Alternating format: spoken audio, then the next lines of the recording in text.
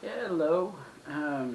Today is day 37, February 6th, and for the one-year Bible, the blocks of Scripture, Exodus 23, verse 14, through verse 25, verse 40, Matthew 24, 29 through 51, Psalm 30, verse 1 through 12, Proverbs chapter 7, 24 through 27. Today I want to look at Exodus. Exodus is getting close to the end here. We're getting close to wrapping up another book. But I want to look at Exodus 23.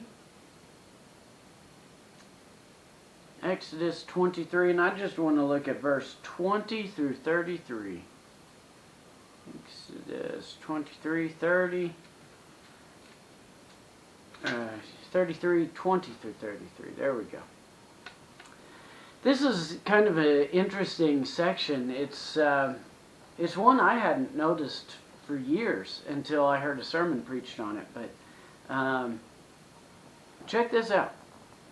Verse 20 through 33. Behold, I send an angel before you to guard you on the way and to bring you to the place that I have prepared.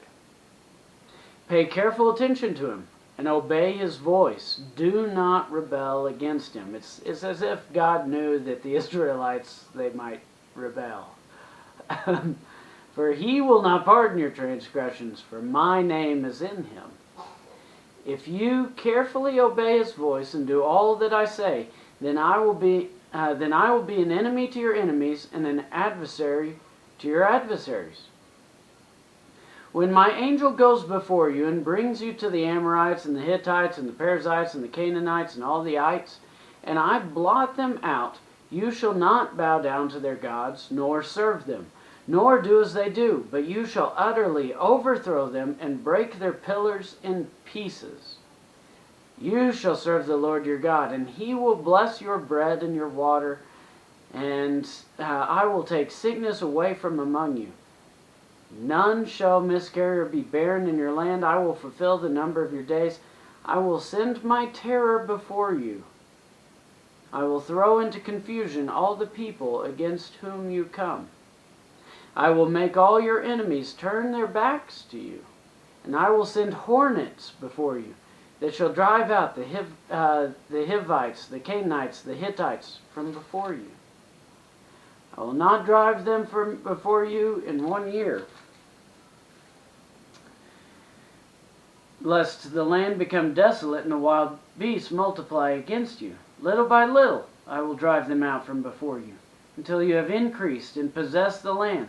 And I will set your border from the Red Sea to the Sea of the Philistines, from the wilderness to the Euphrates, for I will give the inhabitants of the land to your hand.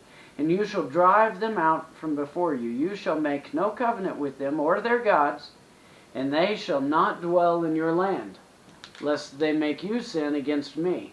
For if you serve their gods, it will surely be a snare to you. So you've got a little foreshadowing of the book of Judges there, but that's kind of a cool deal. So God's saying he's going to go out before them. Before they even get to the battlegrounds, God's going to go out there.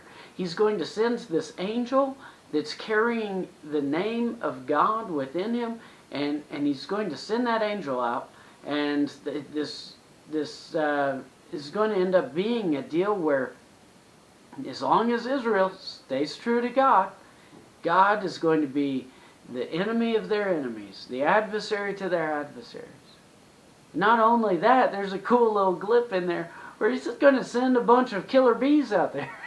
send the killer bees after the bad guys. That's kind of cool. And as a matter of fact, we'll see that as we keep reading through the Bible in a year. When we get to Joshua chapter 3 and Joshua chapter 24, we're going to come across the bees coming and driving out the inhabitants of the land. We're going to see the angel of God come down and talk to Joshua before they go into the promised land. But the thing I want to take from this for today That's great back then, but for today, God is going out before us. Whatever you have to face today, whatever you have to face tomorrow, God is going out before you. And He is a mighty God. And see, He doesn't change. In the same way that He went out before His people then, He goes out before His people now. And He will bring us to His promise. We'll face some hard stuff. There will be some battles. Some of you guys are aware of the battles that my family's facing right now with my second son and his epilepsy. But you know what? That's not a surprise to God.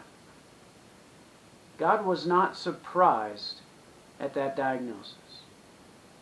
God was not surprised at the calls that I got when I was on shift this last time. Nor will He be surprised by the ones that are coming. I'll be surprised. Good golly, I'll be surprised at some of the stuff that comes down the pipeline. But I've got a God who's not. And a God who's going out before me. God who loves me. You have access to that God too. Don't forget. Don't forget. Keep digging and keep sticking close. Keep the faith. And you'll get to His promise. Even if He has to do something weird like Simpson flipping killer bees out there. He's got you. And you'll get to His promise and His victory. Don't lose heart.